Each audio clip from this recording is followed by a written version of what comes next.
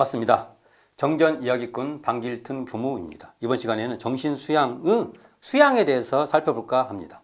소태산 대종사는 정신수양의 요지에서 수양이라 함은 안으로 분별성과 주착심을 없이 하며 밖으로 산란하게 하는 경계에 끌리지 아니하여 뚜렷하고 고요한 정신을 양성함을 이름이라고 정의하고 있습니다. 수양은 뚜렷하고 고요한 정신을 양성하는 것으로 마음이 뚜렷하고 고요하여 분별성과 주착심이 없는 경지인 정신을 기르자는 것입니다. 정신은 성품을 마음에 드러내는 경지입니다. 그런데 우리는 분별성과 주착심에 빠져서 정신을 외면합니다. 정신을 챙기는 데 관심을 갖기보다는 경계에 빠져 있는 것입니다. 기쁘고 슬프고 좋고 괴롭고 짜증나는 생각과 감정에 사로잡혀 산란하게 하는 경계에 매몰되어 있는 것입니다.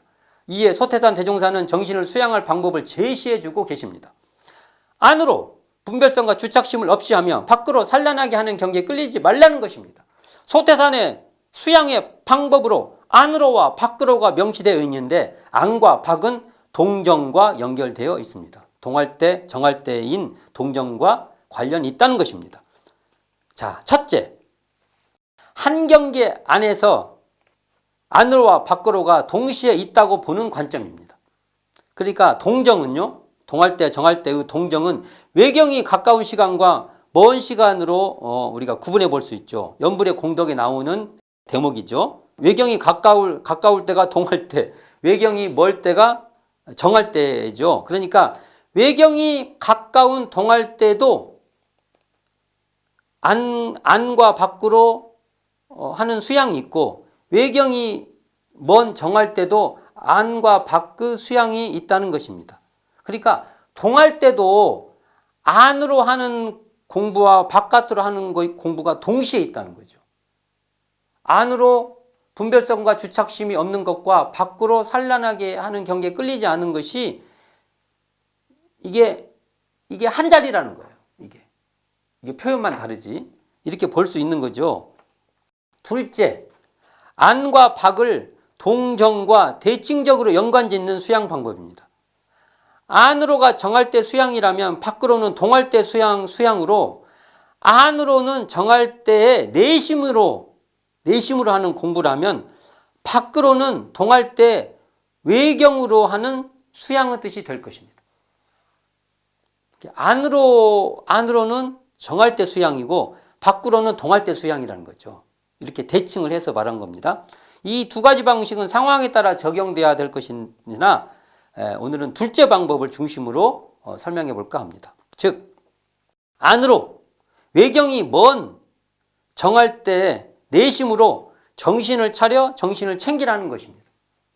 밖으로 외경이 가까울 때, 동할 때 외경에 끌려 정신을 뺏기지 말라는 것입니다. 안으로 정신을 차려 정신을 챙기고 밖으로 경계에 정신을 뺏기지 말라는 것입니다. 정신수양의 수양은 무시선법이에요. 밖으로 천만경계를 대하되 부동하면 태산같이 하고 안으로 마음을 지키되 청정하면 허공같이 하여와 상통됩니다. 그러니까 성공부를 수양의 관점으로 읽을 수 있다는 것입니다. 내심과 외경은 같은 자리입니다. 내심하는 자리가 따로 있고 외경하는 자리가 따로 있는 것이 아니라 정신으로 내심도 하고 외경도 하는 것입니다. 안으로 마음을 지키되 허공같이 청정하고 밖으로 경계를 대하되 태산같이 부동한 경지가 바로 정신이라는 것입니다. 대종경 수행품 19장에서 내정정, 외정정의 수행이 제시되어 있습니다. 외정정은 동하는 경계를 당할 때 반드시 대의를 세우고 취사를 먼저 하여 망념되고 번거한 일을 짓지 아니하는 것으로 정신을 요란하게 하는 마의 근원을 없이 하는 것이요, 내정정은 일이 없을 때 염불과 좌선도 하여 기타 무슨 방법으로든지 일어나는 번뇌를 잠재우는 것으로 온전한 근본 정신을 양성하는 것이니, 외정정은 내정전의 근본이 되고 내정정은 외정정의 근본이 되어 내와 외를 아울러 진행하여야만 참다운 마음의 안정을 얻게 되리라. 그러니까 마음을 정하여, 이렇게 고정할 때 정이죠. 마음을 정하여 고요하게 하는 정. 그러니까 마음을 정하여 고요하게 하는 정정 공부는 수양의 다른 표현인데요. 내정정은 일이 없는 정할 때 뚜렷하고 고요한 온전한 근본 정신을 양성하는 것이라면 외정정은 동하는 경계를 당할 때 정신을 요란하게 하는 마의 근원을 없이 하는 것입니다. 즉 내정정은 안으로 분별성과 추착심을 없이 하는 것이라면 외정정은 밖으로 산란하게 하는 경계에 끌리지 아니하는 것입니다.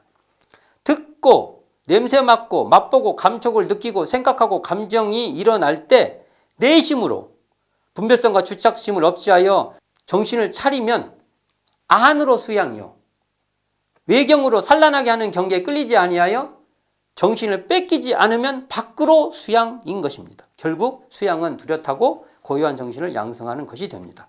정신 수양은 외경이 먼 한가할 때에는 분별성과 주착심이 없이 하여 뚜렷하고 고요한 정신을 양성하는 것이라면 외경이 가까운 복잡한 상황에서는 산란하게 하는 경계에 끌리지 아니하여 뚜렷하고 고요한 정신을 양성하는 것이다. 이렇게 말할 수 있는데요. 정할 때 내심으로 뚜렷하고 고요한 정신을 차리는 것이라면 동할 때 외경으로 뚜렷하고 고요한 정신을 챙겨서 경계에 정신이 뺏기지 않은 것이라고 말할 수 있는 것입니다. 정산종사법어 경의편 19장에서 수양은 망념을 닦고 진성을 기름이 그 대지라고 정의합니다. 망념을 닦는다는 것은 그러니까 수기망념은 망념에 끌리지 않고 망념에 관심을 두지 않는 것이고 진성을 기르는 양기진성은 망념에 빨려 들어가는 흐름을 멈추고 그 현전의 자리인 성품을 드러내는 마음의 경지로 뚜렷하고 고요한 정신을 양성하는 것이다. 이렇게 또 정의를 내려볼 수 있는 것입니다. 정산종사법어 경의편 15장에서 수양의 방법은 연불과 좌선과 무지선, 무처선이 주가 되나 영구와 취사가 같은 수양의 요건이 된다고 말씀하십니다. 그러니까 지혜와 실행이 일심의 요건이 되는 것입니다. 수양은 영구와 취사와 이렇게 분리돼서 완전히 이렇게 차단해서 독립되어 있는 것이 아니라 불가분에 서로 영향을 주는 관계에 있는 수행이다. 이렇게 말할 수 있는 것이죠. 이처럼 정신수양은 행주자와 어묵동정의 무시무처에서 뚜렷하고 고요한 정신을 양성하는 것입니다. 그러니까 연불, 좌선, 주문, 사상선, 그일의 일심이 다 정신수양의 한 방법이 되는 것입니다. 뚜렷하고 고요한 일원상 자리를 마음에 드러낸 경지가 정신입니다. 그러므로 정신수양은 일원상을 드러내는 수양입니다. 일원상이 드러나지 않는 수양은 그냥 수양이지 정신수양은 아닌 것입니다. 일원상을 수양의 표본으로 삼는 수양이 곧 정신수양인 것입니다. 오늘은 정신수양의 수양에 대해서 살펴보았습니다. 감사합니다. 지금까지 정전이야기꾼 방길튼 교무였습니다.